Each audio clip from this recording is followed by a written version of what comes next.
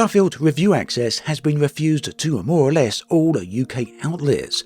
This includes gaming press, media, YouTubers, as well as live streamers. This information has now been confirmed by a number of different outlets, including Metro, The Guardian, as well as Eurogamer. Here's a quote from Metro. "Despite us having been in contact with Bethesda for several weeks, we do not have a review copy yet and have only been promised one at the end of the month. We now suspect that will not be until Thursday, August 31st, as we understand the general review embargo is on Thursday at 5 PM BST.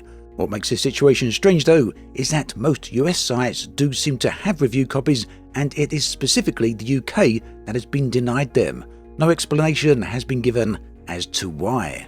A number of other outlets have also confirmed they've been refused access, including one of the leading newspapers in the UK, The Guardian, and respected gaming magazine Edge. I do believe that the Telegraph, although I haven't been able to verify this, has also confirmed that they haven't had access. This all kicked off earlier today when Eurogamer came out and explained why they're not going to be releasing a review of Starfield on the 31st of August. Interestingly, in the Eurogamer article, they mentioned that Bethesda had provided Digital Foundry with a Starfield code, but that Bethesda expressly stated that this code was not to be shared with the wider Eurogamer brand. In other words, Bethesda made it very clear that review access was very specifically for Digital Foundry only. Now, according to Metro and other outlets, this also extends to UK-based YouTubers and Twitch streamers. In fact, the claim is that anyone in the UK that doesn't have a US outlet that is either a YouTuber, streamer, blogger, or a journalist, none of them got a copy of review for Starfield. That's also the reason that I'm not going to be able to post a review myself on the 31st of August, and although I will have videos on Starfield from the 1st of September, some perhaps more in-depth analysis will be delayed a little bit after.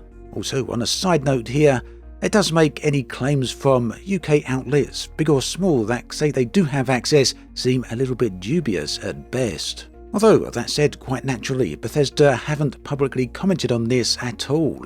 But that's also to be expected, and I doubt they will say anything anytime soon. The question perhaps on everyone's mind then is, why has this happened?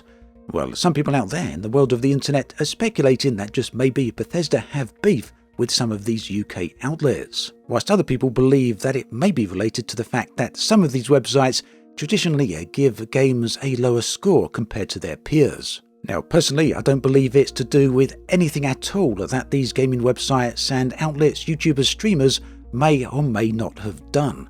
The one thing in common is that every one of these outlets is UK based, so obviously whatever the reasons are specifically related to the UK as a region. Another reason I feel that this isn't targeted at specific outlets but rather the region as a whole, and this is on a personal note here, whilst Bethesda declined to send me review access to Starfield, they nonetheless just sent me in the post the Constellation edition of Starfield. And that, I guess, kind of confirms that they don't really have issue with my channel. I think the story is the same for pretty much everyone else out there as well, all the other UK outlets. Also, since going live with their article, Eurogamer have now confirmed that Bethesda finally reached out and gave them review access. So ultimately, yes, this is a very strange situation, and it really is impossible to speculate on the reasoning that Bethesda, or perhaps Bethesda UK, had for doing this. Whatever those reasons are though, it seems that they have backfired, as the amount of gaming press coming out and specifically mentioning this now really isn't a good look for Bethesda or Starfield. The even stranger thing seems to be that due to the sheer broad access that Bethesda have given everyone, perhaps hundreds of YouTubers and many gaming websites, it seems they're very confident in the game overall. But of course, on that count, only time is really going to tell us the answer to it. Either way, I don't really want to get into speculation on the reasons for this, because I think it's going to be just a complete minefield of different opinions and different ideas. We've just got no way of knowing exactly what's going on or why this decision appears to have been made.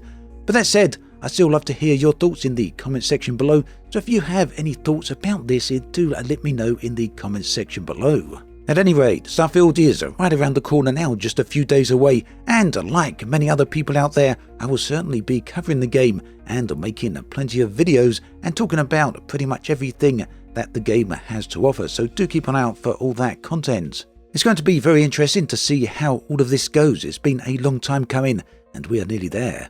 As always, thanks for watching, and I'll catch you guys and girls next time.